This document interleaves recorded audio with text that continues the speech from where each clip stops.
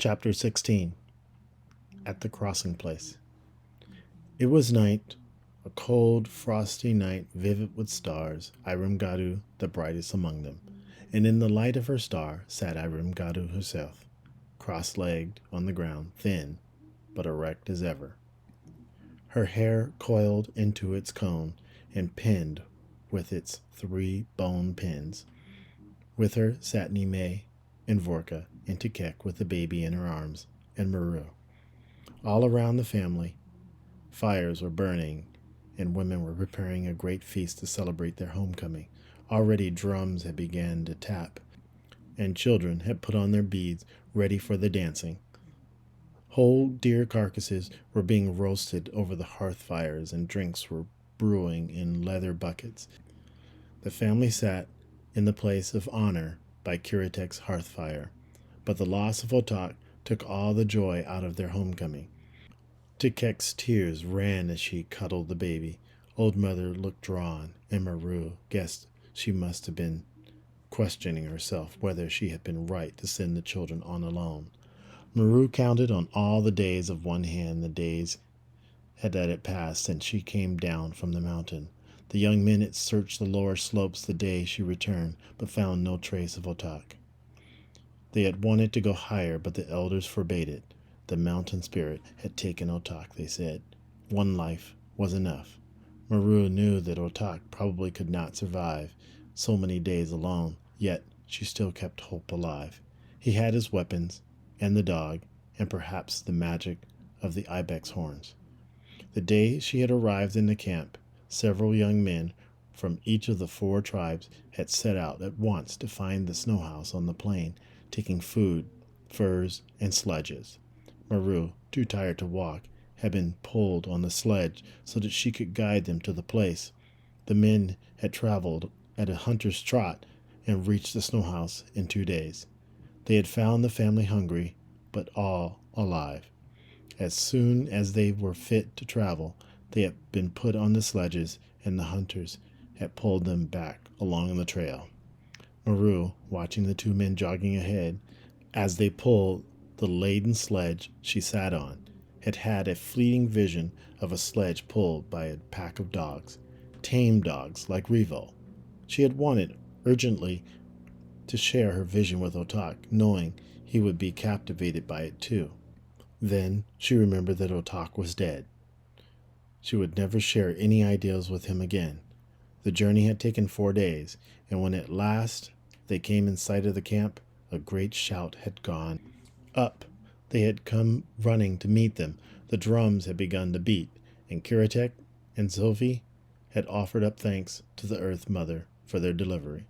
Otak was not there, but his spirit shadowed the feasting. Maroo turned to Old Mother and asked yet again, "Did I do right to leave him? Should I have waited longer?" "No, you did right," Old Mother comforted her. But still Maroo felt guilty.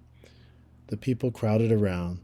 The women began to hand out meat, hot and dripping with fat. They held it in gloved hands. Maroo was glad to be back with her people. But the man from the Blue Lake tribe was there, with his dog that reminded her of Revo, and at the thought of Revo and Otak lying dead and frozen on the mountain, the tears splashed down her face, and she could not eat. The feast went on all night. Maroo was too hungry not to eat a little. There was dancing and singing. Vorka sang a song about a rag and how he had died. Maroo became aware that the songs were being sung in her honor. She would always be remembered now throughout the 4 tribes as the girl who had crossed the White Mountain and survived. Another sound mingled with the drumming and chanting, something familiar. She saw that the Blue Lake hunter's dog had stood up and was barking. It barked frantically at something in the darkness beyond the firelight. The hunter and another man got up and went to see what was wrong. No one else had noticed, but Maroo watched, intrigued by the dog's behavior. The men returned with 2 dogs. The other dog was a wild-looking thing with ribs showing and a plaited coil around his neck. Maroo's heart leaped. She sprang to her feet and shouted, "Revo!" The dog bounded across the open space and jumped up at her, paws on her shoulders, licking her face with his hot tongue. "Revo! Revo!" sobbed Maroo, patting the rough fur. Where's Otak? And then she saw him.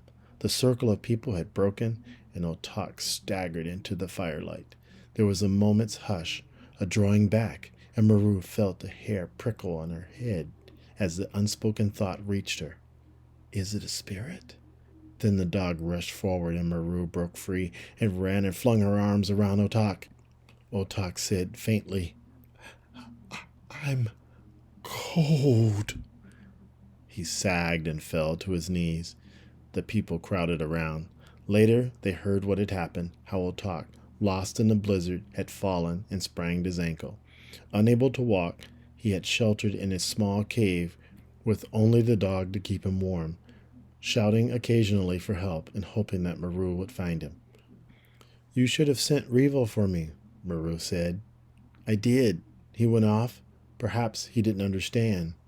Or perhaps you had already gone. He didn't find you, but he came back with a lemming and we shared the meat. After that, he went hunting most days and caught enough to keep us alive until I could walk again. Then he helped me find the way down to the camp. He's a good dog. I would have died without him. Maroo saw the old men. Karatek and Sylvie were listening. She looked at them. The two men murmured together. The dog will come with us to the winter caves, they decided. Maroo and Otak exchanged a glance full of happiness. Otak found Revo burying his head in his rough fur to hide his tears. The camp was breaking up. The Blue Lake people had gone. Others were leaving. They would go to their home caves and meet again, perhaps in the spring, perhaps not until the next autumn gathering.